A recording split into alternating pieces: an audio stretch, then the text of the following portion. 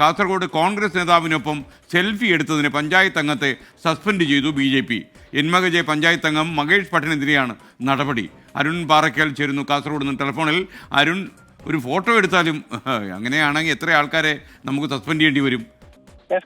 Photo എടുത്തത് മാത്രമല്ല, ആ ഫോട്ടോയ്ക്ക് ഒരു അടിക്കുറിപ്പിട്ടിരുന്നു. ആ അടിക്കുറിപ്പാണ് പ്രശ്നമായത്.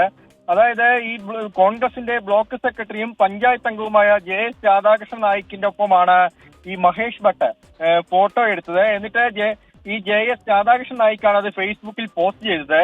അതിലിങ്ങനെയാണ് എഴുതിയിരുന്നത്: 4 വർഷത്തെ വിജയകരമായ ഓപ്പറേഷൻ ഹസ്ത ഇപ്പോഴും തുടരുന്നു. ഞങ്ങൾ 8 അല്ല 9 ആണ് എന്ന അടിക്കുറിപ്പോടെയായിരുന്നു ആ ഒരു ഫോട്ടോ പോസ്റ്റ് ചെയ്തത്. ഈ 17 അംഗ ഭരണസമിതിയാണ് എൻമകജെ പഞ്ചായത്തിലുള്ളത്.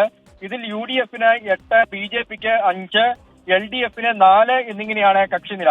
പലപ്പോഴും ഈ UDFന് ഒറ്റയ്ക്ക് പലപ്പോഴും തീരുമാനമെടുക്കാൻ കഴിയാറില്ല.